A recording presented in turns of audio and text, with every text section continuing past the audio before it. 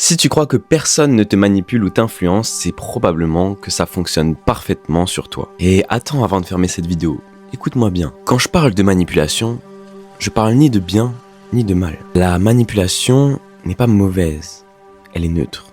Mais la vraie différence n'est pas l'outil, c'est le niveau de conscience de celui qui l'utilise. Alors laisse-moi te raconter une histoire, parce que cette histoire, c'est probablement aussi la tienne. Depuis toujours, les humains cherchent à influencer la masse. Les gouvernements, les grandes institutions, les marques. Ce n'est pas un complot, c'est une réalité historique. Vous me direz pourquoi ? Parce qu'un groupe conscient n'est pas gérable. Mais un groupe inconscient, lui, il est prévisible. On joue sur des émotions primaires, la peur, la sécurité, le sentiment d'appartenance. On te dit quoi penser avant même que tu poses la question. Et on te dit quoi désirer avant même que tu ne saches ce que tu veux. Parce que réfléchir, ça coûte de l'énergie. Alors que suivre un cadre, c'est confortable. Alors tu consommes, tu votes, tu répètes. Pas parce que t'es stupide en réalité, mais simplement parce que t'es humain. Bien évidemment, vous vous doutez que c'est pas le seul niveau de manipulation et d'influence qui nous impacte. Il y a quelque chose de plus proche, plus subtil. L'école, le travail, le rapport à l'argent. Dès petit, on t'apprend à ne pas faire de vagues, à lever la main, à demander la permission, à rester dans une case. On t'évalue, on te compare, on te conditionne. Et surtout, on t'enseigne la peur de l'échec, peur de manquer, la peur de sortir du cadre. On t'apprend très tôt à associer l'argent à la survie, la sécurité, la tranquillité. On te fait comprendre que manquer d'argent, c'est dangereux. Alors, ton cerveau fait le lien. Peu importe si c'est vrai ou non. Alors, quand l'argent devient une peur, tu n'agis plus librement. Tu agis pour éviter. Éviter de manquer, éviter de perdre, de décevoir. Puis on te parle d'une certaine sécurité. Le CDI, le salariat, un salaire fixe. Ah, la stabilité. On te dit que c'est sûr. Mais réfléchis 2 secondes. Si le salariat était une sécurité, personne n'aurait peur de perdre son emploi. Si le salariat était une sécurité, une crise ne pourrait pas balayer des millions de postes en quelques mois. Et si le salariat était une sécurité, ton avenir ne dépendrait pas de la décision de quelqu'un d'autre. La vérité, c'est que le salariat n'est pas plus une sécurité qu'autre chose. C'est simplement une délégation de responsabilité. Tu échanges ton temps contre une illusion de stabilité, mais pas contre le contrôle.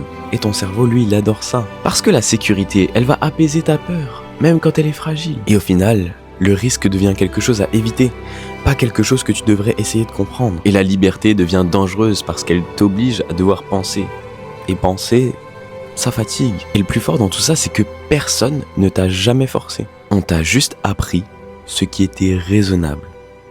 Et on t'a découragé à poser les mauvaises questions. Mais il y a une forme d'influence beaucoup plus moderne, beaucoup plus récente, rapide, plus intime. Les réseaux sociaux. Mais pas parce qu'ils sont mauvais, en réalité, mais plutôt parce qu'ils sont puissants. Pour la première fois de l'histoire, l'humanité a accès en permanence au regard des autres. Comparaison, validation, approbation, rejet, tout ça dans ta poche. Ton cerveau n'a jamais été conçu pour ça. Chaque notification déclenche une petite décharge de dopamine. Mais là, ce n'est pas du plaisir, c'est de l'anticipation. L'attente du peut-être. Pourquoi ? Parce que c'est imprévisible. Peut-être que je vais recevoir une bonne nouvelle. L'imprévisible, ça crée une sorte d'addiction. Un petit peu comme les jeux d'argent, le casino par exemple. Et au final, tu passes plus de temps à regarder la vie des autres qu'à construire la tienne. Tu te compares à des versions qui sont filtrées, des réussites qui sont peut-être montées, et même des échecs totalement invisibles. Et sans t'en rendre compte, tu vas ajuster ton comportement. Tu vas parler différemment, tu vas te montrer différemment. Et tu ne vas pas oser dire certaines choses. Et ça, c'est pas parce qu'on t'oblige, mais c'est parce que tu veux être accepté. Et c'est pas Instagram le problème, ni TikTok, ni YouTube. Le vrai problème, c'est quand tu vas consommer sans en être vraiment conscient. Quand tu regardes, mais que tu ne construis pas quelque chose dans ta tête, et quand tu compares, mais qu'au final, tu n'agis pas du tout. Mais là, on va passer à une forme d'influence qui fait encore plus mal, celle qu'on n'a pas trop forcément envie d'accepter. Elle est beaucoup plus silencieuse, beaucoup plus difficile à regarder en face. Ton entourage, ta famille, tes amis, tous les gens qui t'aiment. Parce que contrairement aux marques, au gouvernement et toutes ces choses, eux ne cherchent pas à te vendre quelque chose. Ils cherchent en réalité à te protéger. Enfin, à leur manière. Quand quelqu'un te dit « sois réaliste, fais attention », Ne te fais pas trop d'illusions. Ce n'est pas de la méchanceté en réalité. C'est plutôt de la projection. Ils ne parlent pas de toi, ils parlent de leur propre peur. Et en réalité, ton entourage n'essaye pas de t'empêcher de réussir. Ils ne veulent juste pas que tu sortes du cadre qu'ils connaissent, leur sécurité à eux, leur stabilité. Parce que quand tu changes, le miroir que tu deviens devient inconfortable pour eux. Si toi tu oses, ça leur rappelle que eux n'ont pas osé. Si toi tu avances, ça leur rappelle que eux ont abandonné. Alors sans même s'en rendre compte, ils vont essayer de t'influencer. Pas par de la critique frontale, mais par le doute. Par des phrases anodines, par le silence, par le regard. Mais ton cerveau, lui, capte tout. Parce que l'être humain, lui, est programmé pour appartenir à un groupe. Et être rejeté, pour ton cerveau primitif, c'est une question de total danger. Donc tu vas ajuster, tu vas ralentir, tu vas minimiser les choses. Pas parce que tu es faible, mais parce que tu es humain. Mais le problème, ce n'est pas ton entourage en réalité. C'est lorsque tu laisses leur peur devenir tes propres limites. Parce que si tu confies tes rêves à des personnes qui ont arrêté de rêver, ils ne sauront pas quoi en faire. Ils ne peuvent pas t'emmener là où eux ne sont jamais allés. Et ce n'est ni de leur faute, ni la tienne. Mais à un moment, il faut choisir. Est-ce que tu souhaites être compris ou est-ce que tu souhaites être aligné avec ce que tu veux vraiment être, avec ce que tu veux vraiment incarner? Avec tout ça, tu pourrais croire que tout vient de l'extérieur. Mais là, on va passer à une dernière couche, celle qui fait le plus mal.